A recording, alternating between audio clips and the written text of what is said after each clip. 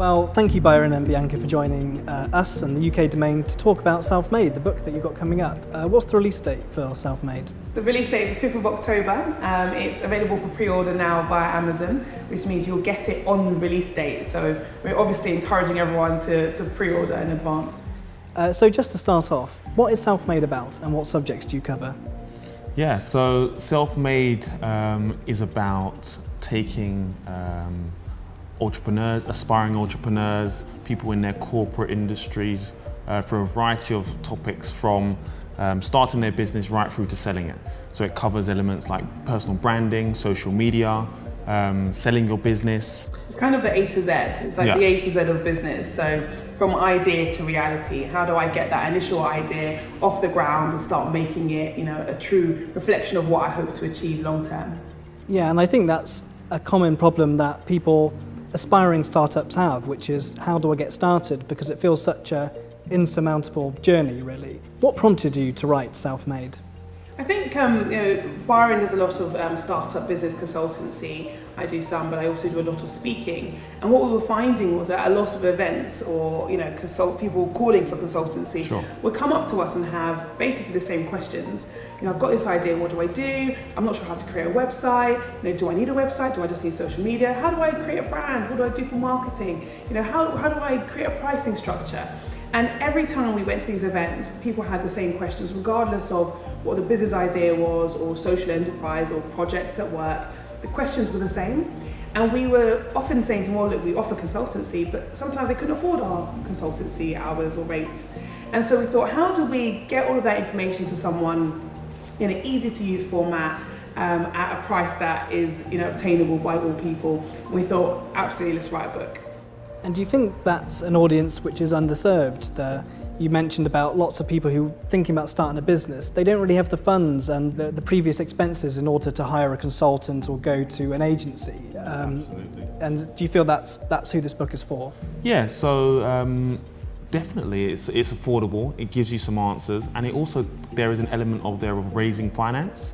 So we call it 6 of the best, which is actually in the book. So 6 different the most common ways of generating funds. We're talking about real ways, not the myth of yes, you can walk into a bank and get an infinity amount of money.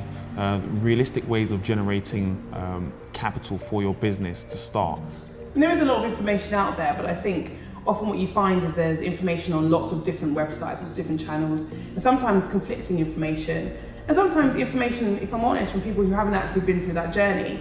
And I think what Byron and I bring to the table is we are both entrepreneurs who have been through that journey, and we're both providing our perspective. So there are chapters where I'll talk about the fact that I'm quite risk adverse and Byron's less risk adverse. And so it kind of gives you an illustration of you could be either person, you could have either background, but you could still make it in business. And I think that's what we really wanted to provide.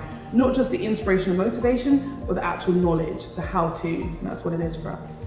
And what you say about information not being all in one place, that's a problem that the UK Domain we come up against all the time. Whenever we talk to small businesses and interview business owners, they always say, well, there's all of this advice about social media and websites and domain names, but it's scattered all over the web. You don't know quite who's written it and how to trust those people. So it's great that all this information has been brought into one place. A lot of our audience at the UK Domain is still offline. That includes mature small businesses who've been going for a number of years, and also startups who've just gotten started. What advice would you give to any small business or startup that's still offline? I think being online is so important now, because I think just generally, if you're going to meet someone, you probably Google them in advance and you expect something to come up. And I think what you don't want to be your only representative of you in business from my perspective is Facebook. You want to have an online website that truly represents who you are, who your business is, what it does, in a way that you've created, you created a website that looks how you want it to look, presents you in the best way, has a great formatting, has the contact information and details, is up to date.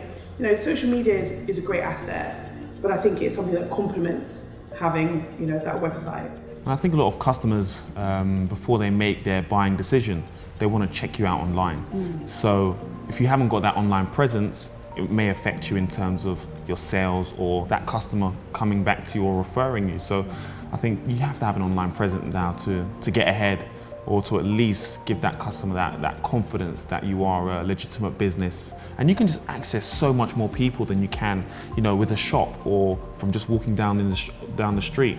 You can access millions of people across the world, and you can target those people as well. Our advice to most small businesses is to get your domain name as soon as you think of your business name and when you register your company. Kind of more broadly, how soon should a small business and startup think about their online presence? I think from the outset, we've come across a lot of businesses who've had a fantastic business name and they're sold on the business name, and then they go online, they try and buy the website and it's already gone. Or they buy the website and they realise the social media is already gone. And it's one of those situations where you almost have to do everything at the same time. You have to check the Twitter, Facebook, Instagram, LinkedIn's available, and your web domain, and purchase them all so that you have that brand protection. And I think, name isn't the end of the world. I think a lot of people put too much emphasis on the name of the brand, when actually what you need to be thinking about is that content, that service, that product, and getting it out there. But absolutely, I think from the outset, you have to think about your online presence. Yeah. Online promotion and advertising has clearly been very important to the both of you. What forms of online promotion have you found the most effective? I think LinkedIn for me has been incredible as a resource, because I think, I know on LinkedIn I have maybe 18,000 connections approximately, but I know that if I post something, usually you could get quite a quick response from a kind of business purchasing perspective, if that makes sense. So you get quite a lot of client kind of interaction via LinkedIn. But I think Facebook has been really interesting from a focus group perspective. So if I want to put a new idea out there and I want actual feedback, I find Facebook, they're really responsive in providing that feedback. So I think it's a balance of both. I think analytics, just going back to having a website, I think analytics is huge on your website and on social media, because it shows where people are coming from, how long they've been on the website, what they've looked at. And I think you can then use that information to then create a better online promotion or online activity. Yeah. I think from my perspective, the most useful online tool probably has been Google, and that's in kind of twofold. So that's natural organic searches, so working on our SEO, making sure that we're at the top of Google for a variety of different keywords, and also the AdWords, pay-per-click, as they call it now. AdWords has been vital for some of my businesses, because that's how we started getting trade. And then I would say LinkedIn has been excellent. I'm on something like 15,000 contacts, and if we're going on holiday to a country, I'll reach out to everyone I know in that particular country, and we end up having meetings on our holidays. Sounds like a great holiday. You just cruise there. but that's the nature of what ends up happening. So LinkedIn has been fantastic as well, because it allows you to reach people across the world and in different sectors and industries that you might not meet out networking, and you can target those people as well. A common question we get regarding the use of social media is, what content do I post? What do I do? What advice would you give to a business asking that kind of question? I think it's important to understand the different social media platforms and look at them independently. I think sometimes people make the error of kind of just blanket targeting all of them with the same information.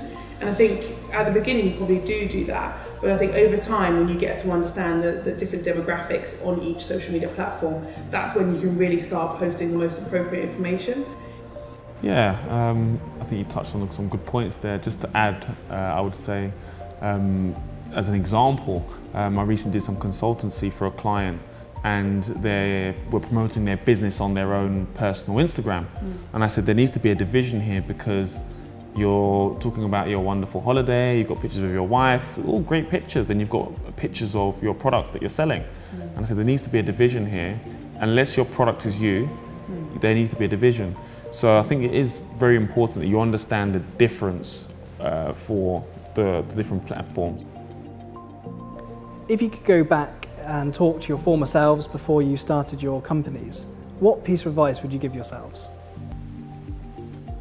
Great question. I think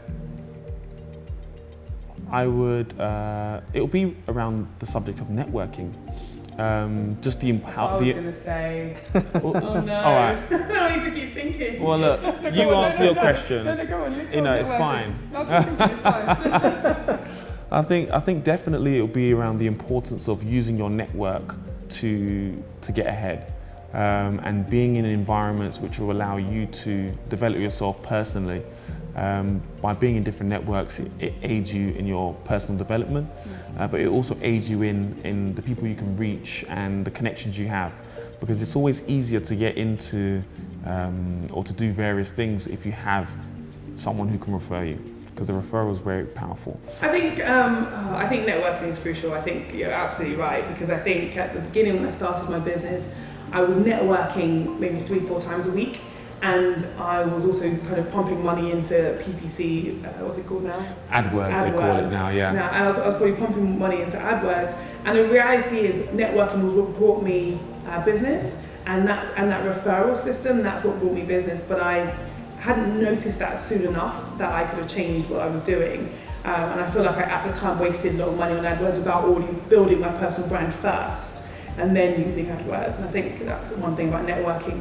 But my other thing I think I would have told my younger self is don't be afraid to ask for help. I think when I started in business, I obviously had, Byron, my parents and other family members who were very influential, but I didn't go out to enough people and say, actually, I'm just starting, I don't know what I'm doing. Can you help me? And I think if I'd done that a little bit more, I think I would have had more insight, more information a lot sooner. So I think not being afraid to ask questions, even if you think it's a stupid question, it's better to ask the question than not to, I think. So just on the subject of networking, a lot of people find that they get disheartened because the business takes a long time to get, and they also find that they don't know how to make effective use of their time. What advice would you give to people who go out networking to get business, and what goals and objectives should they give themselves? That has a couple of points, really. So you have to review your networking when you're going out. So for my staff, when they go out and network, I ask for some information. Who did they meet? How many people did they exchange business cards with? What was the follow-up process from there? So on and so forth. So it's good to review it, but also with networking, there is a pipeline, I would call it. So the person you meet today might not be valuable today, and in 6 to 9 to 12 months' time, you've met someone else. It might not even be directly about your own business. It could be about their business, and you've been able to connect them together. And what ends up happening is, number one, your pipeline gets bigger because you've networked with that person, and they call you 6 months later and say, yeah, my friend wants a kitchen, that's fine, I can do the work for you. Or you get a referral from somebody else. So it's important not to lose heart or lose focus because of you're not getting business straight away. And we've got elements in the self-made book about, I'll give you one of them, is effective networking and not being what we call a card dealer, and just handing out your cards. And hoping someone will do some business with you. Yeah. So there is effective networking tips that you can do and follow to get results. I think two things on networking is networking karma, which I think you touched upon, which is, networking is meant to be reciprocal. Like, I think a lot of people feel like they should go networking and say, hi, here's my business card, can you give me some business? And then walk away hoping that money just lands on their lap. And actually, it's meant to be reciprocal in that you actually might want to help someone else. And in that networking karma, it might come back around and help you in the long term. But I think people go at it with the wrong vision or expectation of what happens as a result of networking. And I think it truly should be building relationships. And those relationships have the potential to become commercial, but they may not be commercial from the outset. And I think if you go into it thinking, I'm building relationships here, I'm building my credibility instead of, I need business now, then I think things start to change. Bianca, Byron, thank you both for joining the UK Domain today to talk about your book, Self-Made. Self-Made is available on the 5th of October and ready to pre-order now. Absolutely. Yes. Brilliant, thank you very much.